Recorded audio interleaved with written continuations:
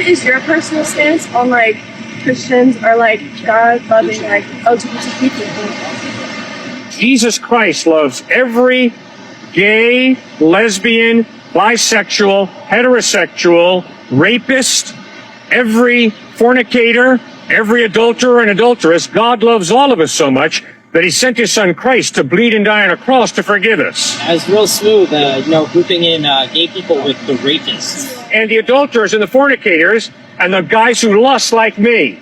We're all the same, guys. We're all the same. I've got feet of clay just the same way you both do. I'm a sinner the same way you both are. I'm also valuable the same way you guys are, because we're all created in the image of God. And guess what? Favoritism is a sin. And judgmentalism is a sin. So I'm not here to judge you, but I am here to think with you and to answer your hard issues that you raise. And I respect you and appreciate you for raising those issues so thoughtfully.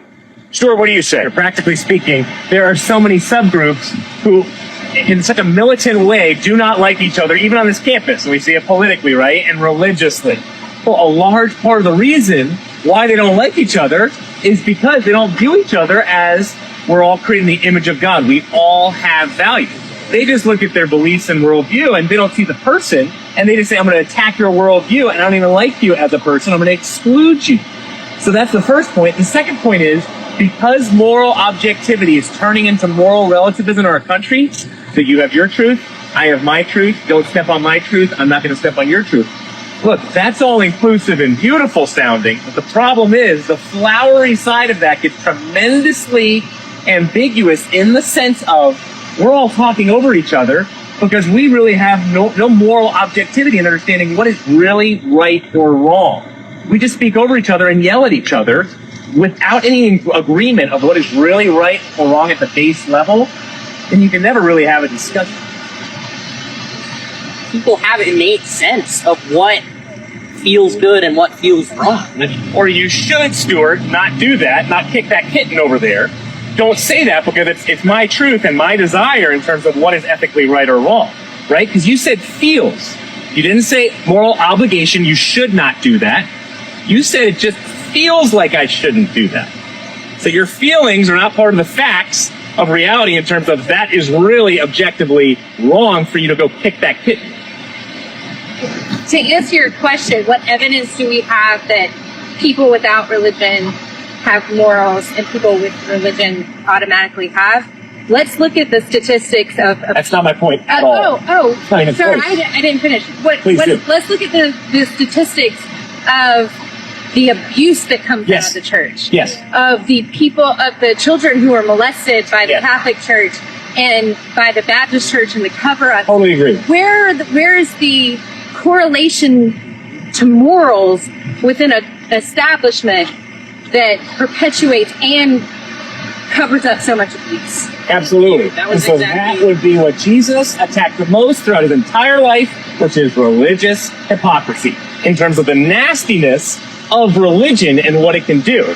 Just like atheism, Mao Zedong, so many other atheist militant leaders killed over 100 million people because it was a godless society saying that there's no moral obligation of what is right or wrong. So that's why, hold on one second, that's why you have the USSR militia military veterans saying, I thank God that there is no God, so I can desire and mete out exactly what I want to do to this inmate who I have in terms of how I treat them. Because there is no God, there is no transcendent moral obligation or sense. See, she's acting, her argument there was purely out of emotionalism.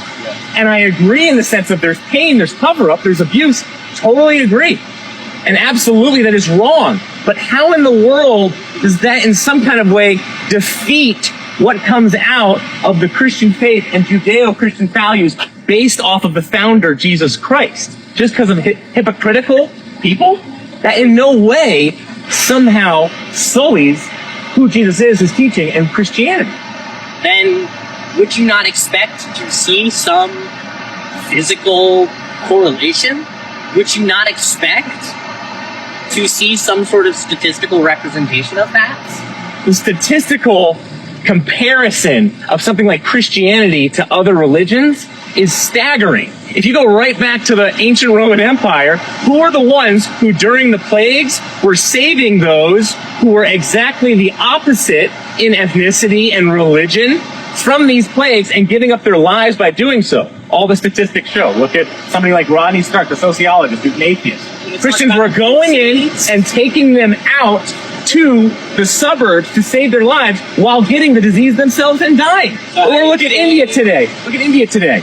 So much of the AIDS crisis, even in Africa, for example, all of that is being done away with via Christian hospitals.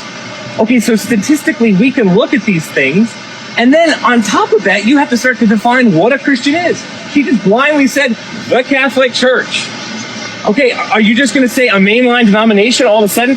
They are all Christians, and look what they're doing. We have to define what a Christian is.